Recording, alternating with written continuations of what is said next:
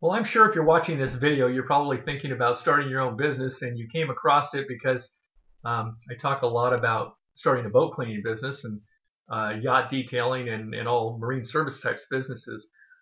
And so you've probably come here and you're thinking, well, maybe I want to start my own business. Perhaps you are a nautical person, you like boats, you enjoy hanging out at the marina, um, something I usually talk about, and well, why not start a business?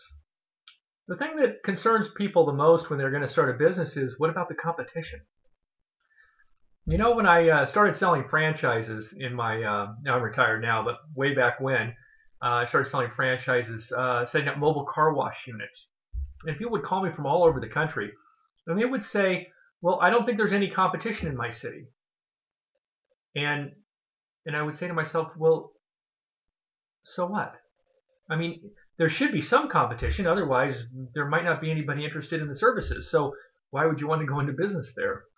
Um, but let's talk about that. There, the questions that people ask when going into business about the competition, they seem to be afraid of the competition. You shouldn't be afraid of the competition. You can learn a lot from your competition, and you can learn a lot that will save you from making mistakes. Competition is a good thing in a free market. It keeps everyone honest. It keeps everyone working hard. It keeps everything efficient. It's a good driver. If there was no competition, that wouldn't be good for the consumer. It wouldn't be good for businesses either. Okay, so the questions people usually ask are, what about the competition, or what if someone is already cleaning boats at the marina or in my area? How am I supposed to get any business? Well, first of all, you should say to yourself, you should look in the mirror and say, I am the competition. I am the competition. People have to compete with me because we're going to do it the best. That's what you should be saying to yourself. You shouldn't be afraid of the competition. You should consider yourself a competitor and part of the competition. Now, I know that competition isn't in vogue right now. Um, people want to be touchy feely and they don't want any conflict and they want everyone to get along. Well, you know, that's not really how the real world works. You can be a competitor and you can compete and you can still be friends with the competition. And you might even want to keep your friends closer so you kind of know what's going on. You get a better pulse and you get their ideas in the marketplace too. But you don't want to fear the competition. Competition makes you better. Competition is a good thing. You should embrace that challenge and you should go for it. Um, Another thing is, you know, I would be more worried, seriously, if there was no competition at all. If there was no one cleaning boats anywhere in your area and you just waltzed in there and you were the only guy or gal, because that would be suspect. Is it economically depressed? I mean, how come there's obviously a need to clean a boat because boats get dirty, and you know, if they're by the ocean in marinas by the ocean, they get a lot of salt spray on them, and that's really bad for the equipment. It causes corrosion, and it causes rust, and it causes buildup, and it just they have to be cleaned and detailed regularly. And you know, thank God for dirt and salt spray because it gets all over everything. You got to keep cleaning it off. So it's almost like a guaranteed business. Once you start, you have to keep cleaning it forever. And so that's why it's such a good business. Um, Now there's always going to be now, even if there isn't competition, there's going to be competition that's going to be challenging and taxing on your business. There might be regulations which make it really tough, where you can only clean boats in a certain area, you can only clean them a certain way, or you can only do some type of washing here, and if you want to do more advanced washing, you got to do dry dock, and then there'll be environmental rules and regulations, and really you have to comply with all that. But so does your competition. So you're in the same boat, so to speak. Um, Now then, who is the most difficult competition when it comes to boat washing and detailing? I would submit to you, and I noticed this with our franchisees as we spread out across the country, that the toughest competitors were those competitors who had been in the marketplace for 10 or 15 years. Those are the ones that I worried about the most because I knew they would be a real challenge for our franchisees to break into the market. If they'd been there for 10 or 15 years and had a rather large business going, they pretty much knew everyone, had all the business, and it would be tough for a newcomer to come in. Not to mention the fact that many of the customers wouldn't necessarily want to switch over because they would feel like they were a traitor to to their friend who had been servicing their boat all along or has always been there, and they wouldn't want to be the first person to break away. But even someone who's been in business a long time gets to a point where they start sifting through the customers that maybe don't pay on time, or maybe they're not the most pleasurable customers, and they get the cream of the crop and they start just doing those because they can pick and choose. They got their business to that point. In which case, there's a lot of people on the fray. And then there's the newcomers that come in who don't know the old guy. They're new to the area just like you are, or they're new to the marina. And you can pick up those customers to start and kind of work your foot in the door and into that area. Now, you also need to worry that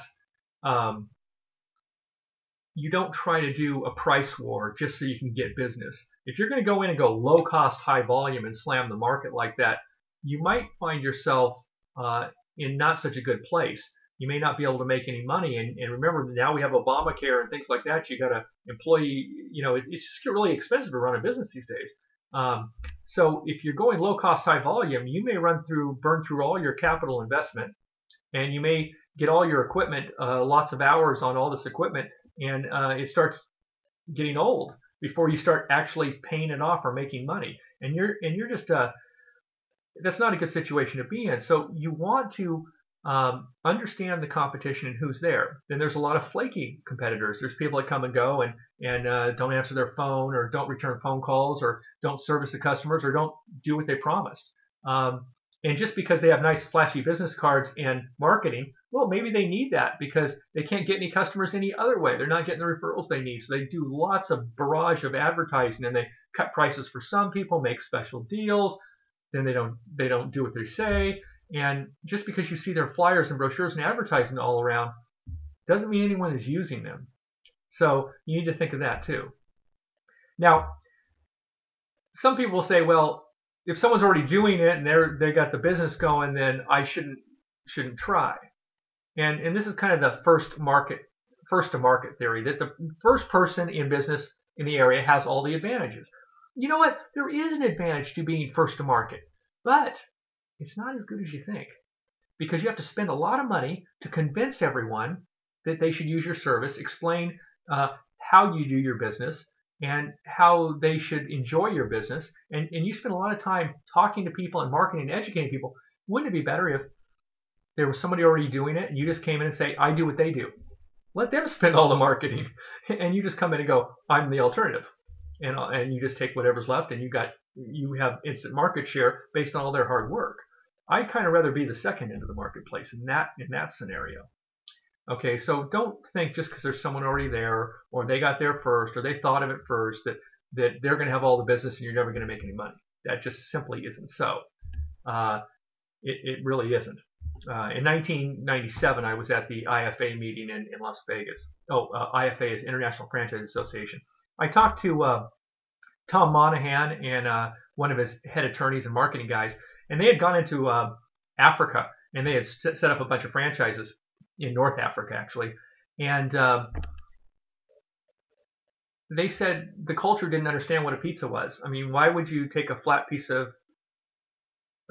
bread-like thing and put cheese on it and then sprinkle stuff on top and eat it? They had dishes where you'd fold it in half and eat it a certain different way like that, and they understood that, but they didn't understand what a pizza was. It took them time to educate everyone. They'd much rather go into the bigger cities where there was already someone there who came in with their pizzas and educate everyone that pizza was okay. They spend millions of dollars educating people, showing them what a pizza was, giving away free samples until people finally liked it and wanted it. Domino's just came in at a lower price and said, hey, we're making what they make. It's called a pizza, and ours is only this much price. And so they sold more pizzas. They actually did better because of it. And so you need to be thinking about that. So actually, first to market is in the service business. In this case, it doesn't really matter. Just like pizzas, don't worry about it. You'd rather be second to market. You're going to save your money in your marketing, and you can grow faster in the very beginning, and that's very important on less dollars. Okay, now where are you going to find your competitors? Well, you're going to find them in the yellow pages. You're going to find them in the ads, the little throwaway things they leave around the marina. you'll see it'll say whatever the name of your marina is, news or local area tourism guides and things like that. And you'll see these people listed. That's one way. You should go to the Chamber of Commerce, see if anyone's in their directory. Also, you should go to the parts counters at the boat shops, and talk to the people behind the counter. You'll see little business cards in different places. People that do different kinds of boat services, probably because they're customers of the boat supply place, and they come in there often, and they have their little business cards there. You should pick one up, and you should ask them.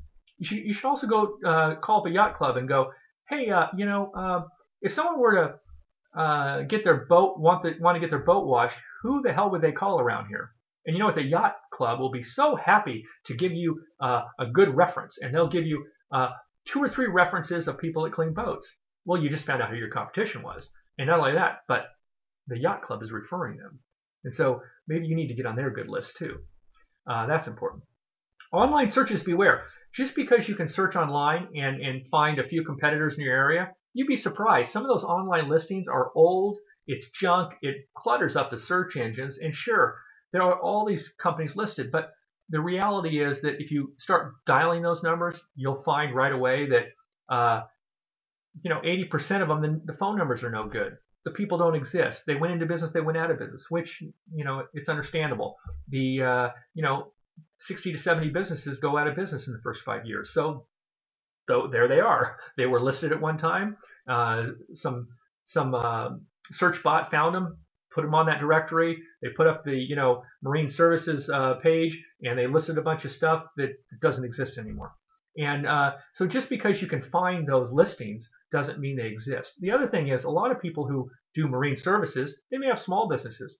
They're well known, they do a good job, but they have really cheesy websites, and they don't spider well in the search engines. They don't know anything about how to get that done. Half of them are unlisted. They never change their pages. They pretty much get ignored. They're on page 47 of the search engine feature when you put in, Tampa Bay boat detailers, and you're going to see they're on. You have to keep going 47 pages till you start finding stuff that's an actual, little business or something. And you can go through all those, but you have to go through 100 pages of Google to find them. And you probably should.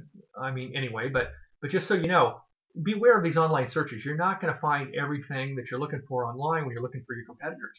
It's just they're not all going to be there, and especially not the really good competitors who maybe are a small-time operation that only take their very best customers, and they don't necessarily take on any more business than they can handle. So that may not be the best place to find, where your competitors are. The other way, the last thing I would recommend is actually go down to the harbor, press the flesh, start talking to people, find out the people who are refueling the boats, ask them if there's anyone around that washes boats. Some of these refuelers may actually do it on the side, and if they don't, they may actually want a job from you once you get started as other part-time work. Some are college students and people live in the area, and that's just what they do. But they know everyone, so it'd be really smart to hire them to help you get more business, or bring them on board in your company in some way. Now, let's discuss a little bit about the types of competitors. You have the high-end competitors who charge a lot of money for detailing, cleaning yachts, and their prices are way up there. The hobby boater who doesn't have a lot of money, but he's got enough to afford a boat, so he or she has enough to afford a nice sailboat or something. They have enough money for that, and they can afford to have their boat detailed, but they're not going to give you $500 for it. They're just not going to give you $500 to detail their boat. Well, that's a different clientele than maybe some of these high-end yacht detailers are willing to take. They're not going to take the clientele that's not going to pay them, a good chunk of money for their services. So they leave all of that business on the table. And if you're just starting out, you grab all you can get, and those are all available generally. So now I'm not saying that you should go low cost, high volume and just drive your prices to the ground, because at some point you're gonna get more business. You're gonna have to raise your prices. So people are gonna get upset with you. You don't want to raise your prices too much. It's always better to say, hey, this weekend we're not as busy. I'll give you 20% discount if you do it now or whatever. You can always give discounts if you charge a little bit more. But don't price yourself out of the market, and don't assume just because one competitor has these expensive prices on his brochures and flyers that you can automatically grab that price. The reason he has flashy brochures and high prices, classy brochures, is because he charges high prices and he has to do a lot of marketing to get a few customers. And that's really not the strategy you're probably going to want if you want to get a long-going, ongoing concern and break into a niche or a new marina that you've never been to before, where not a lot of people know of you, or even if they know of you because maybe you live near the area or you're a marina type person, they don't know that you clean boats yet. So it takes a while to break into the business, and you should realize that you shouldn't go for the high-end overpricing, and you shouldn't go for the low-cost, high-volume. What am I saying? Am I saying meet in the middle? I'm saying, kind of work your way in and kind of figure it out. But you can make money, and there are competitors you'll find that do little niches, like they'll specialize in cleaning sails, or they're specialized in underwater hull cleaning. Maybe something you don't want to do. Maybe you don't want to get in the water. You don't have any scuba gear. You don't have any large snorkels. You don't have a little robotic AUV to go on and brush the bottom of the boat. So you might find that they do their niche, and you can, maybe they're competitors for that, but maybe you don't really want to do what they're doing. Maybe you'd rather have all the topside work that they don't want. So sometimes your competitors can work with you. Co-opetition, it's like all those books in the 90s in Silicon Valley. They said, hey, you got to work with your competition. It's not about competing head to head. It's more about really working together in the common marketplace. So I want you to think all about that when doing your scouting missions, for writing your business plan, and when you're thinking about competition, because everyone who starts a business thinks about the competition. But don't be afraid of it. Okay? And if you're looking for investors, you better know who the competition are. Okay? And you better have it all listed by types and categories and services, and really do your homework, because no one is going to invest in your business, not your family, and your spouse certainly isn't going to go for it, and you're not going to find any partners until you do your due diligence and homework on the competition, because everyone seems to be afraid of the competition. What I'm telling you is be aware of the competition, know their limits, know what they're good at, know what you're good at, and know what you're probably not going to want to do. Know yourself and know your enemy, and in 100 battles you will prevail. That was Sun Tzu. That was good advice thousands of years ago. It's good advice today. Okay, so thank you for your time, and I was good talking to you. Anyways, I have a book. It's called How to Start a Boat Cleaning Business. I wrote it in 2001. How to Start a Boat Cleaning Business. You can look up my name on Amazon Kindle, and you'll see it available. If you'd like, go ahead and buy it. It's not expensive. But if you have any questions or comments and you want to send me an email, contact me, and we'll just talk shop. I love this business. I love talking about it. We can communicate online. Maybe I'll make another video or something, based on your questions. Because I don't know, I just love it. So anyway, so good luck at writing your business plan. If you need a template or something, I think I have some of those. I can email you also. And I really just want to get your mind thinking on the competition thing. And if you're just doing a college project and you thought this might be a good business plan to write for your term paper for your MBA class, that's cool too. A lot of people contact me for that. Okay, thanks very much and have a great day.